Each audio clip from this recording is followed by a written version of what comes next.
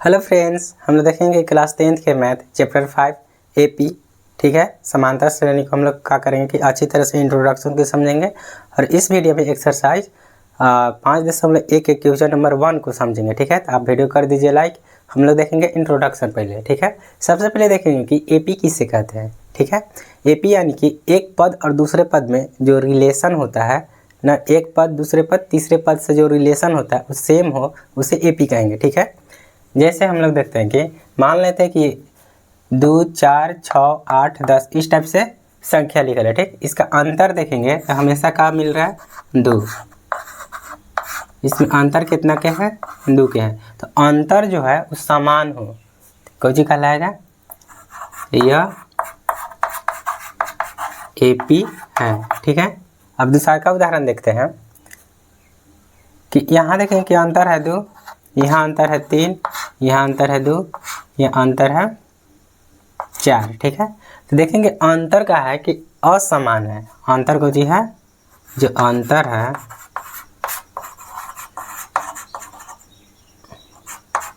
असमान है। ठीक है, तो ये जो होगा यह एपी नहीं है। ठीक, तो हम लोग समझ गए होंगे कि एपी किसे कहते हैं। ठीक, कि जिसका अंतर जो हो वो समान हो वो एपी कहलाएगा और जिसका अंतर असमान हो वो एपी नहीं कहलाएगा। ठीक है, मान लेते एपी कि 2, 4, 6, 8, 10 डॉट डॉट है। ठीक है, तो प्रथम पद को हम लोग A1 कहेंगे, A2, A3, A4, A5 dot dot AN तक जाएंगे। ठीक है, AN यानी कि अंतिम पद। ठीक, अब देखेंगे कि A1 और A2 में जो अंतर होगा उसको हम लोग डी कहेंगे, सार्व अंतर। कौन सी बोलेंगे उसे, सार्व अंतर डी। ठीक, डी बराबर होता है A2 minus A1, A3 minus A2, A4 minus A3। ठीक है, यहाँ हम लोग क्या करेंगे कि जस्ट बड़ा वाला पद में से उससे छोटा वाला पद को घटा देंगे, बड़ा पद में से उससे छोटा वाला पद घटा देंगे, बड़ा वाला पद में से उसके जस्ट छोटा वाला पद घटाएंगे तो हम लोग कौन सी मिलेगा, सार्व अंतर यानी कि डी। मान लेते हैं कि ये पी है। ठीक है, 2, 4, 6, 8, 10 डॉट डॉट ए पी है। ठीक, तो जो ए होगा वो प्रथम पद कहलाएगा, जो इसका अंतर डी होता है वो सार्व अंतर कहलाता है, जो कि A2 माइनस A1 होता है। अब हम लोग देखेंगे ए पी का एनवा पद। ठीक है, जो एसिन के फार्मूला होता है एनवा पद ए एन बराबर होता है a plus n minus 1 into d. ठीक है, ए एन होता है अंतिम पद, ए होता है प्रथम पद, एन होता है पदों की संख्या, डी होता है सार्वंतर। अब अगर हम लोग डायरेक्ट निकालें कि A10 के जो A10 10वां पद का है, तो यहाँ देखेंगे कि एन जो कितना है 10 है, देख रहे हैं A प्लस 9D लिख सकते हैं, या फिर 9वां पद में डी जोड़ देंगे तो 10वां पद हम लोग के मिल जाएगा। तो पर्सनली 5.1 के लिए इतना काफ़ी है। ठीक, हम लोग अब क्या करेंगे कि पर्सनली को हल करेंगे। अब हम लोग देखेंगे एक्सरसाइज 5.1 के क्वेश्चन नंबर 1। ठीक है, इसमें 4 क्वेश्चन है। हम लोग पहला को देखेंगे।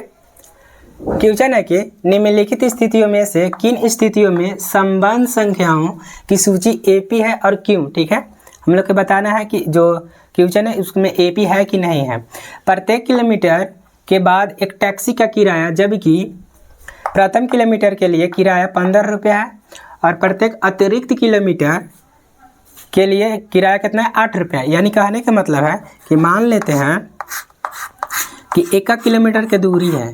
ठीक है, तो जब प्रथम किलोमीटर का किराया है वो 15 रुपया है, दूसरा किलोमीटर के लिए 8 रुपया है, तीसरा के लिए 8 है, चौथा किलोमीटर के लिए 8 है। इस टाइप से क्या हो रहा है कि बढ़ रहा है। ठीक है, तो हम लोग लिखेंगे इसका सलूशन अगर करें तो सबसे पहले लिखेंगे कि माना कि प्रथम किलोमीटर का किराया कितना है 15 रुपया। ठीक है, यानी कि हम लोग A1 बराबर कितना आन लिए 15। ठीक है, फिर लिखेंगे दूसरे किलोमीटर का जो किराया होगा वो कितना हो जाएगा, तो प्रथम किलोमीटर के लिए 8 है और फिर दूसरा किलोमीटर के लिए कितना है, प्रथम किलोमीटर के लिए 15 है और दूसरा किलोमीटर के लिए कितना है 8 है। जब इसको जोड़ेंगे तो कितना हो जाएगा 23 रुपया। यानी कि दूसरा किलोमीटर के लिए जो A2 होगा वो कितना हो जाएगा 23। ठीक है, 23 रुपया। अब देखेंगे तीसरा किलोमीटर का जो किराया होगा वो कितना होगा। 2 किलोमीटर के लिए हम लोग के पास 23 है और फिर 1 किलोमीटर के लिए कितना है 8 है, तो जोड़ेंगे तो कितना हो जाएगा 31, यानी कि A3 बराबर हो जाएगा 31। 3 किलोमीटर का किराया कितना हो जाएगा 31 रुपया।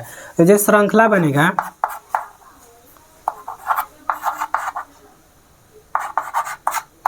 बनेगा वो इस टाइप से बनेगा 15, 23, 31 डॉट डॉट इस टाइप से बनेगा। ठीक है, तो हम लोग को जांच करना है कि AP है कि नहीं है। ठीक, तो AP के लिए हम लोग क्या करेंगे, सबसे पहले लिखेंगे चूंकि सार व अंतर ज्ञात करेंगे। अगर सार व अंतर अगर समान हो तो AP कहलाता है, अगर नहीं है तो नहीं कहलाएगा।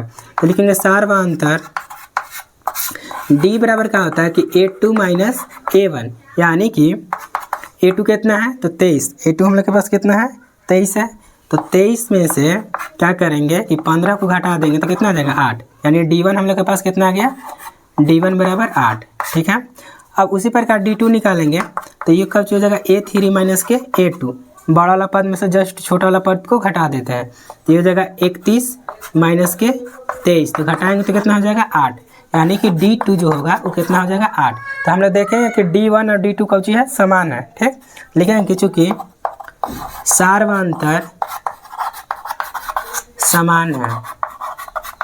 समान है इसलिए अतः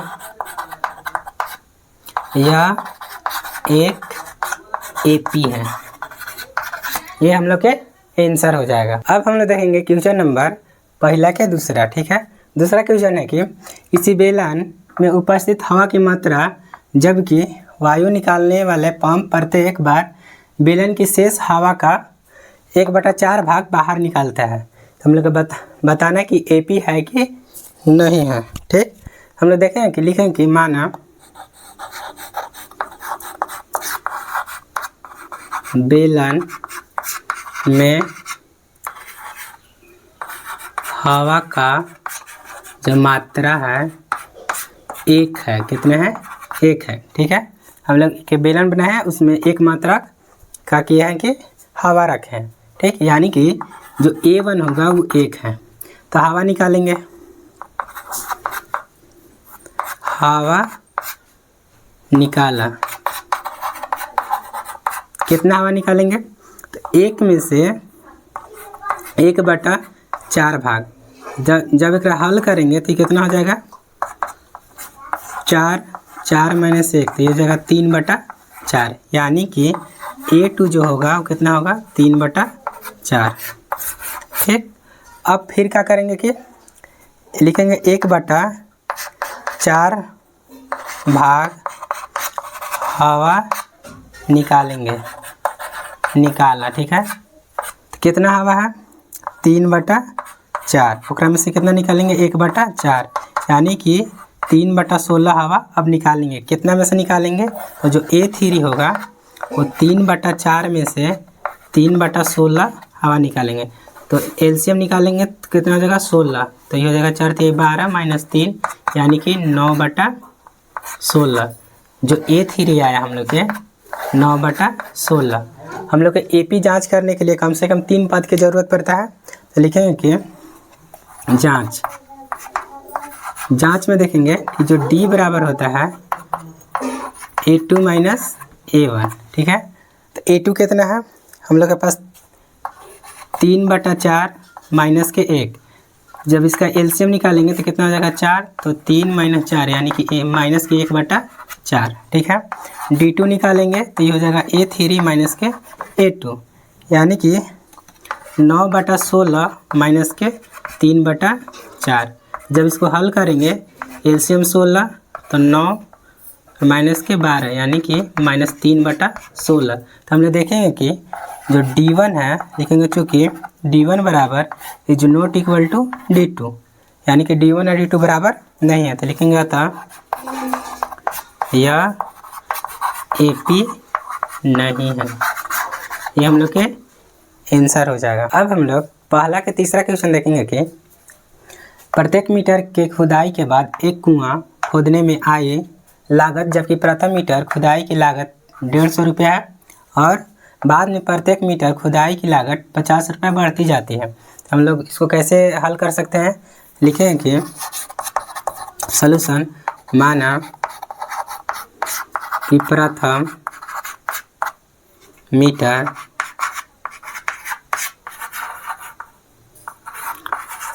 खुदाई का जो लागत है कितना है 150 रुपया, ठीक है।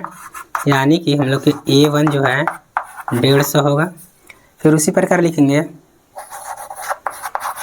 दूसरे मीटर की जो खुदाई का लागत होगा वो कितना हो जाएगा, तो प्रथम के लिए 150 है और प्लस में 50 कितना हो जाएगा 200 रुपया, ठीक है। यानी कि जो A2 आएगा कितना आ जाएगा 200, ठीक। अब देखेंगे तीसरा मीटर के लिए कितना है, तो दूसरा मीटर के लिए कितना है, तो 200 इतना 50 और जोड़ेंगे तो तीसरा मीटर के लिए हो जाएगा तो कितना हो जाएगा 250, ठीक है, 250 रुपये। यानी कि A3 बराबर 250। तो जो हम लोग का श्रृंखला बनेगा कितना होगा, तो 150 200 250 डॉट डॉट इस टाइप से, ठीक है। तो हम लोग जाँच करेंगे, जाँच, ठीक। हम लोग को डी याद करना है, तो डी बराबर क्या होता है A2 माइनस A1। A2 कितना है, तो 200 माइनस के 150 घटाएंगे तो कितना हो जाएगा 50। अब D2 निकालते हैं, तो जो D2 निकालेंगे तो ये हो जाएगा A3 माइनस के A2, यानी कि 250 माइनस के 200 कितना हो जाएगा 50। तो हम लोग देखेंगे कि चूँकि D1 बराबर D2 है, ठीक। अगर सार व अंतर समान हो तो वो AP होता है, लिखेंगे तो यह एक AP है।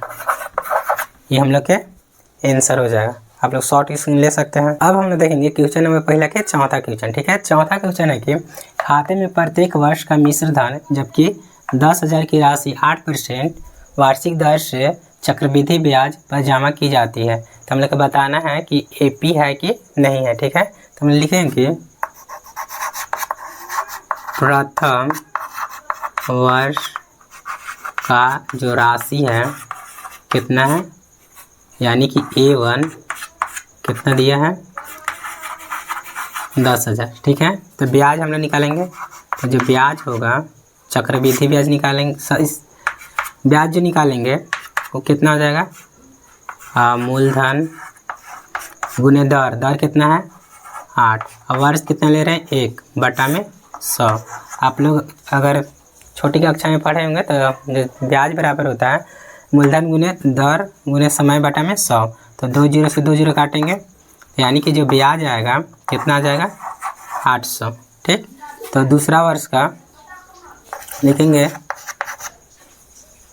दूसरा वर्ष का जो राशि होगा कितना होगा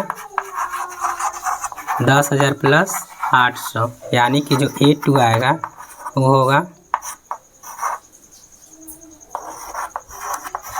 10,800। तीसरा वर्ष ब्याज पे निकालेंगे, ब्याज निकालेंगे कि ब्याज बराबर हो जाएगा 10,800 गुने 8 गुने 1/100, ठीक है। तो काटेंगे तो कितना हो जाएगा 864, यानी कि तीसरा वर्ष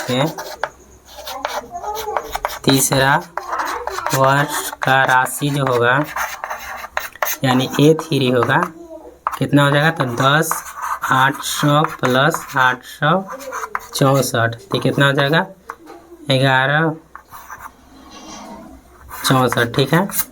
जोड़ेंगे तो कितना हो जाएगा इतना, ठीक। यानी कि A3 हम लोग का इतना होगा। तो जांच करेंगे, तो जो जांच करेंगे तो D बराबर क्या होता है कि A2 माइनस A1, ठीक है। तो A2 कितना है हम लोग के पास 10,800 माइनस के A1 कितना है 10,000, तो यानी कि D1 जो होगा वो कितना हो जाएगा 800। तो D2 कितना होगा A3 माइनस के A2, तो A3 कितना है 11,664 माइनस के 10,800, ठीक है। तो जो D2 आएगा वो कितना आ जाएगा 864। तो लिखेंगे कि चूँकि D1 बराबर is not equal to D2, इसलिए यह एक AP नहीं है। ये हम लोग के आंसर हो जाएगा।